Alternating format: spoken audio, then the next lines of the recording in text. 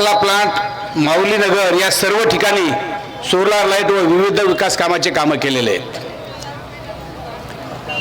आता काही नेत्यांनी इथल्या परभणीच्या आमच्या सहकार्यांनी म्हणा, नेत्यांनी म्हणा, काही भाषणबाजी केली की मी इथला सर्वस्वी आहे, तर मग इथं पैसा कोण दुसरा आणेल. हे मी जे इथं पैसे दिलेले DPDC मधनं ह्याचा मी प्रूफ देऊ शकतो आणि सर्वांना मी दिलेले आहेत. मी नसताना दिलेत तर मला जर तुम्ही हे 4 नगरसेवक जर निवडून दिले, ह्या 16 नंबर वार्डचा विकास तुम्ही पाहिजे तसा मी करतो, पाहिजे तसा. ह्या 16 नंबर वार्डमध्ये जेवढे पैसे लागतील तेवढे पैसे आपण इथं उभे करू आणि या वार्डाचा विकास करू, हा माझा शब्द आहे. आणि तुम्हाला माहित आहे रत्नाकर गुट्टे असा कधी शब्द देत नाही कुणाला. जर होत असेल तर होतं म्हणतो आणि होत नसेल तर नाही म्हणून सांगतो. थोडं पाणी घ्या रे. आणि आता सर्वांचंच काय झालंय, आता जसं सुशीलही बोलला, मध्ये आमच्या खोबेताई बोलल्या, मध्ये आमचे काय नाव त्यांचं बाबूभाई तर एकदम योग्य बोलले, हे सर्वांनी बोलले. काय असतं, लोक आंब्याच्या झाडाला दगड मारतात, बाबळाच्या झाडाला जाऊन दगड मारत नाही कोणी. तसं त्यांना काय दिसायला, आता सगळीकडे आटोप दिसायला आहे. इतरांवर कोणी काही टीका करत नाही.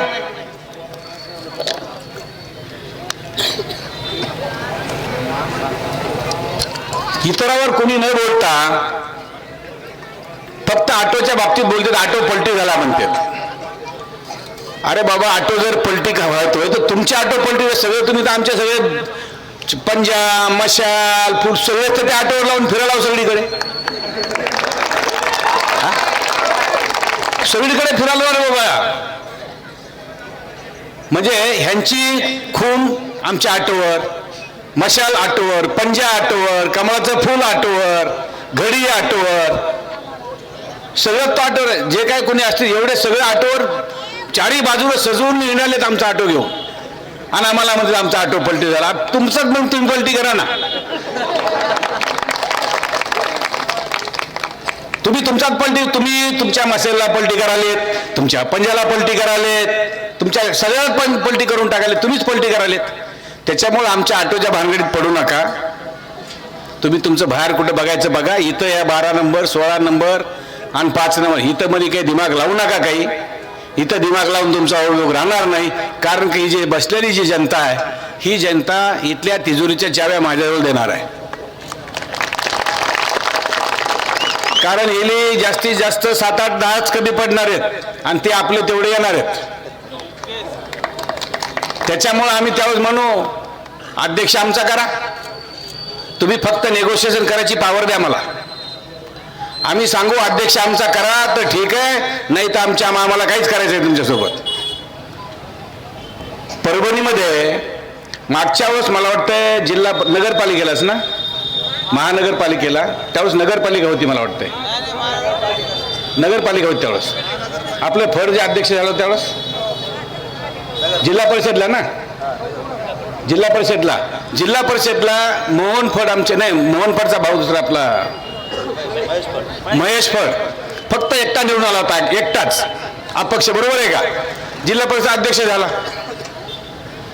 तसं यांचं कुणाचंही बहुमत येणार नाही. आणि म्हणूनच आम्ही आपलं काय जिथं जिथं आपलं चांगलं बरं आहे, आपल्यासोबत जनता आहे, आपल्यासोबत आमची मायबाप जनता सर्वच आहे, आमच्या बहिणी आहेत, त्याच्यानंतर आमच्या आई वडील सगळं जे ज्याला मानतात त्या पण आमच्या सोबत आहेत. त्याच्यामुळं आम्ही जेवढा काय आम्हाला कर्तव्य होतं तेवढं केलं. आम्हाला माहिती आहे तुम्ही आम्हाला सगळी चाबी देणार आहोत. आता हे वाचायला मला वेळ नाही, मला ते 12 नंबरमध्ये जायचंय. हे एवढे कामं केले, तुम्ही वाचला असेल, एवढे कामं केलेली आहे. हे कोणी दाखवू शकतं का? हे कोणी दाखवतंय का असं केलेलं काही? म्हणजे इथं विकास कोणी केला, काय झालं हे कुणाशी काय घेणं देणं नाहीये. इथं फक्त काय चालतं, तू तिथून निवडून ये, मी इथून निवडून येतो, तू तिकडून ये, मी तिकडून येतो. प्रत्येकाची साठगाठ असते इथं. आणि आताही साठगाठ चालू आहे. फक्त केवळ आणि केवळ आपल्या ऑटो सोबत कुणाची साठगाठ नाही. आणि आम्ही साठगाठ करणारही नाही, कारण ह्या साठगाठ करण्यावाल्याची ह्याची जे चाबी आहे ती आमच्याजवळ येणार आहे. ह्याने कितीही साठगाठ करू द्या, ह्यांचं काहीच होणार नाही. आणि आमच्या आटोपट्टी करण्याच्या भानगडीत पडू नका. आम्ही आता शांत आहेत. आणखीन आम्ही जर बोलणं चालू केलं तर फार म्हणजे वेगळं होईल. त्याच्यामुळं मला तेवढं जास्त मी टीका कोणावर सहसा करत नाही, पण मी एवढी जिम्मेदारी घेतो. मी आता परभणीची जिम्मेदारी तर कुठली सगळी पूर्ण घेण्यापेक्षा माझा 16, 12, त्याच्यानंतर 5 आणि 11 हे 4 वार्डची जिम्मेदारी 100% मी घेतो. या 4 वार्डामध्ये जेवढं मला जे काय द्यायचं ते सर्व मी देईन. आणि 5 वर्षामध्ये हे वार्ड तुमचे सगळे रस्ते, नाल्या सगळं व्यवस्थित होईल. मी सांगतो तुम्हाला, 5 वार्डचं काम करायला मला काही प्रॉब्लेम नाही. 50 कोटी आणून इथं द्यायला काहीच दिक्कत नाही मला, मी देऊ शकतो. आज बघितलं असेल परभणीची हालत काय हो. आमचा निजामाकालीन जिल्हा झाला म्हणते, निजामाकालीन जिल्हा आहे म्हणते. त्या निजामाकालीन जिल्ह्याची हालत काय. ह्याच्यातून जिल्हा फुटलेला तर हिंगोली झाला. हिंगोली जाऊन बघा, त्या हिंगोलीमध्ये रोड, रस्ते, बिल्डिंगी कशा झाल्यात. जालना झाला, जालन्याचा किती विकास झालाय बघा. तिकडे लातूर झालंय, लातूरचा किती विकास झालाय बघा. आणि आम्ही म्हणतो आमचा पूर्ण निजामाकालीन जिल्हा.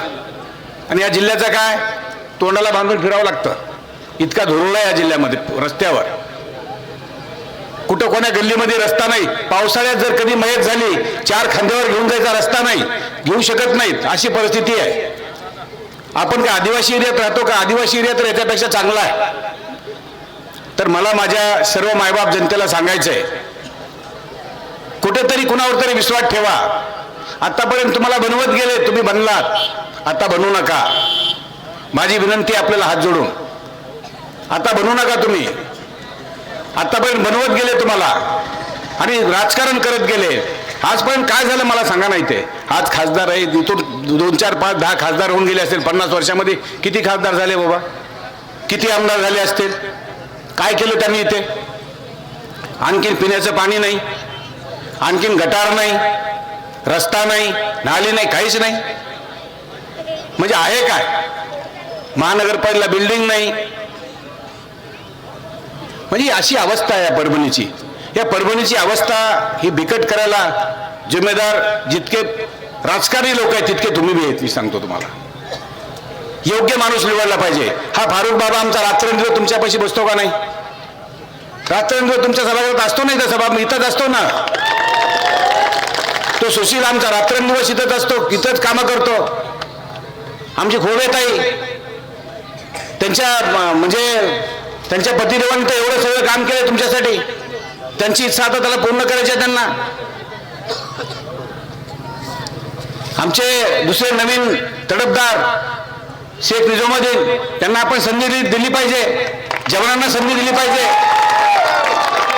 तरुणांना संधी दिली पाहिजे. आपण लक्षात ठेवा, हे सगळं जे बाद झालेलं आहे त्याला बाद करून टाका सगळं. कुठपर्यंत आपण त्याच्या मागे फिरायचं. आजकाल जे तरुणाच्या मनात जे येतं, तरुण जे काम करायची इच्छा असते त्यांना खूप तरुणांची काम करायची इच्छा असते. म्हणून आपण तरुणांना निवडून दिलं पाहिजे. आणि परत एकदा आपल्याला सांगतो, आता मला आणखीन एका ठिकाणी जायचंय. त्याच्यामुळं मी आपल्याला हात जोडून विनंती करतो. 4 उमेदवार कांबळे वर्षा सुशील, सय्यद समरीन सय्यद फारुख, शेख निजामुद्दीन शेख नसरुद्दीन आणि जयश्री विलास खोबे. हे माझे एक मोठी बहीण आहे माझी, 2 लहान बहिणी आहेत आणि एक माझा लहान भाऊ आहे. यांना निश्चित आपण येणाऱ्या 15 तारखेला ऑटोचं बटन दाबा.